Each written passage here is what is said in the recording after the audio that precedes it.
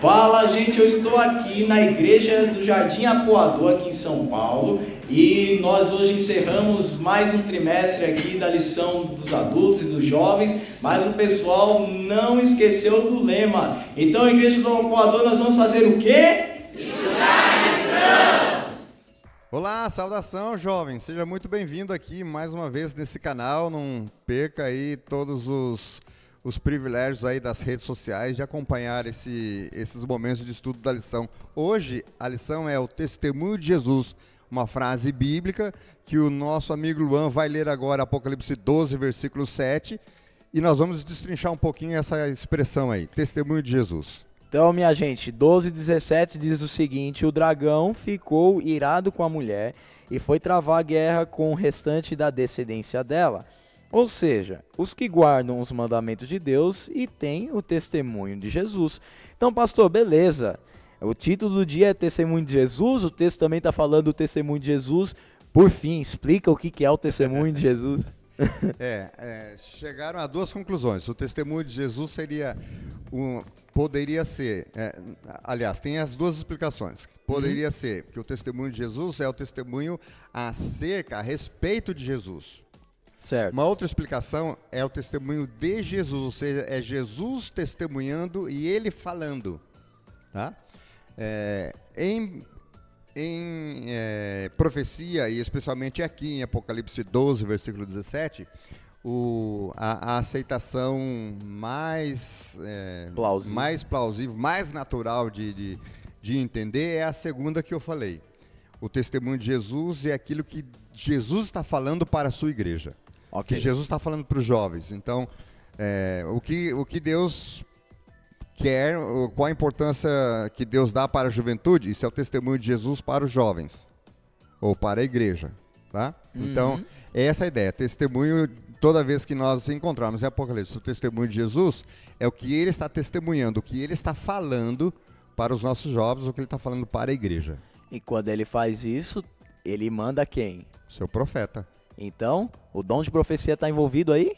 Com certeza. Já vimos ontem ou antes de ontem que é uma marca identificadora. Perfeito. Certo? Guardar o mandamento e ter o testemunho de Jesus. Em Apocalipse 19:10 diz que o testemunho de Jesus vai falar sobre o espírito de profecia, que é o espírito de profecia. Então, elas estão intimamente ligadas e esse é o resultado. A maneira como Jesus escolheu falar para nós, nos dias de hoje, foi por meio de seus profetas também. Pastor, então como que o dom de profecias, ele vai nos ajudar nas crises finais, né, que a gente encontra aí no Apocalipse, fala que vai ser uma loucura, né, antes de Jesus voltar? Como que Deus, através dos profetas, ele vai ajudar a sua igreja? Olha, desde o Antigo Testamento, Deus sempre orientou o seu povo a seguir a palavra profética. Josué, quando estava lá no deserto de Tecoa, ele chamou todo mundo lá, numa reunião, e ele dizendo, a gente sabe sobre Josué especialmente, que ele dizia: olha, vocês vão escolher quem vocês vão servir, eu e minha casa vamos servir ao Senhor. Mas naquele momento é dito o seguinte: crede em vosso Deus e estareis seguros. Crede nos seus profetas e prosperareis. Segundo Crônicas, capítulo 20, versículo 20. Isso aí. Tá? Lá, então, tem essa expressão. Ou seja, Deus sabia como é que nós estaríamos no momento final da história desse mundo. E Deus, então, diz: você quer ficar seguro? Confie em mim. Você quer prosperar? Confie nas palavras dos profetas que eu tenho enviado. Então, se eu quero estar seguro, se eu quero estar próspero, por ocasião da volta de Jesus, a palavra profética, da pergunta que você fez, o dom de profecia, vai me ajudar nas crises finais. Então, quando nós lemos o livro Eventos Finais, O Grande Conflito, outros livros que têm essa temática escatológica, que é o estudo do tempo do fim, a irmã White ela vai descrevendo situações que nós já até vivemos nos dias de hoje e vamos viver ainda intensamente, que não estava escrito na Bíblia.